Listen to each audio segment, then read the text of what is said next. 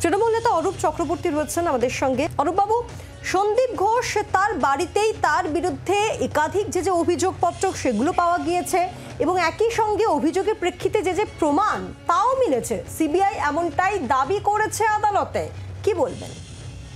দেখুন, আবারও বলছি, সন্দীপ ঘোষ দোষ করে থাকলে চুলোয় যাক, গোল্লায় যাক, জেলে যাক, ফাঁসি যাক, কিন্তু বক্তব্য হচ্ছে দেশের মানুষ জাস্টিস চেয়েছে সবার আগে নির্যাতিতার পরিবারের জন্য, যে নৃশংস ধর্ষণ এবং খুন হয়েছে সেই অপরাধের জন্য।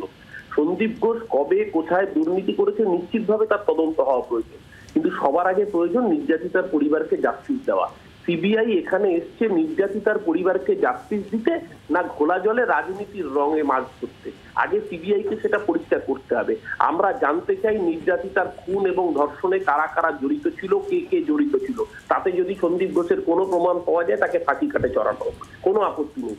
কিন্তু নির্যাতিতার পরিবারকে জাস্টিস দেওয়ার বদলে সিবিআই এই গোলানো গল্প শুরু করবে। আমরা নিশ্চিতভাবে দুর্নীতির অভিযোগে তদন্ত, কিন্তু দুর্নীতির অভিযোগের তদন্ত আমাদের প্রধান দাবি নয়।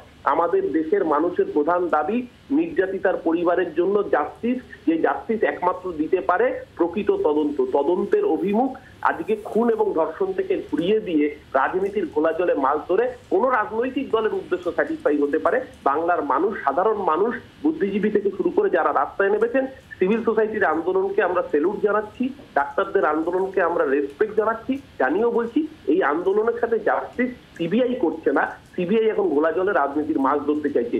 এরপর মনে হয় সত্যি সত্যি যদি জাস্টিস পেতে হয় সিবিআই দপ্তরে গিয়ে এবার ঘেরাওটা করতে হবে সাধারণ মানুষকে, নইলে সিবিআই এই রাজনীতির গল্প দিয়ে কবে কোথায় কোন ডকুমেন্ট পাওয়া গেছে, কোন নথিতে দুর্নীতির অভিযোগ পাওয়া গেছে, দুর্নীতি তদন্ত করো না, প্যারাল বারণ কি করেছে?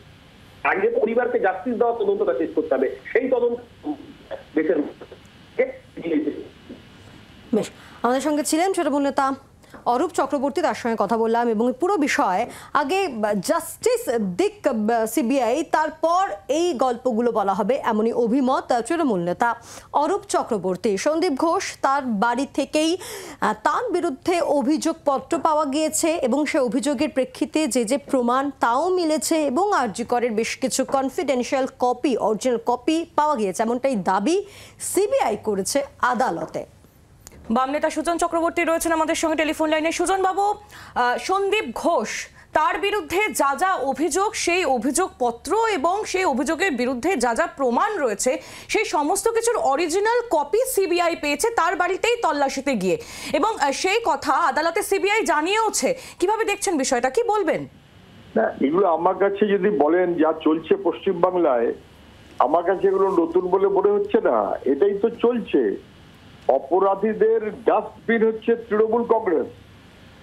দুনিয়ার যত দুর্নীতি, নীতিহীনতা, লাম্পট্য এই সব যে হাজির হচ্ছে, যত বড় নেতা তত বড় লুঠেরা, যত বড় নেতা তত বড় চোর, যত বড় নেতা তত বড় দুর্নীতিগ্রস্ত। এবং সেই কারণে বহু সাধারণ মানুষ আছেন তৃণমূলে, সমর্থক যারা ভালো সাধারণ মানুষের মতন, কিন্তু নেতা কারা, চালাচ্ছে কারা, এন্টার হেলথ কে চালাচ্ছে?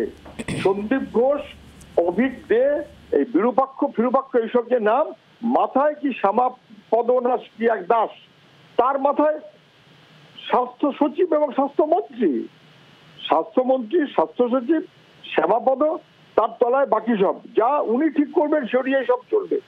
এবং সেই বাহিনীর মধ্যে সন্দীপ যদি পড়ে, সেই কারণেই তো লোকটা অপরাধী। কিন্তু অপরাধী লোকটাকে অপরাধী হবার সুযোগ দিল কে? প্রশ্রয় দিল কে? দুর্নীতি জেনেও ধাপা চাপা দিল কে? তথ্য গোপন করালো কে? প্রিন্সিপাল চলে গেল, আবার প্রিন্সিপাল হিসেবে নিয়ে আসলো কে? এই ঘটনার পরেও প্রমোশন দিল কে? আমি আবারও বলছি, মুখ্যমন্ত্রী থাকবেন কিনা উনি দেখুন, কি করবেন মানুষ বুঝবে, কি করে নামাতে হয় তাও মানুষ জানে। কিন্তু মুখ্যমন্ত্রী এটা বুঝতে পারছেন না। বাংলার স্বাস্থ্য ব্যবস্থাকে ধ্বংস করার দায়ে অভিযুক্ত স্বাস্থ্যমন্ত্রী, তাকে খারিজ করা উচিত। বোঝা যাচ্ছে সুজন বাবু, ধন্যবাদ। বাংলার আওয়াজ, বাঙালির আবেগ, জি 24 ঘন্টা।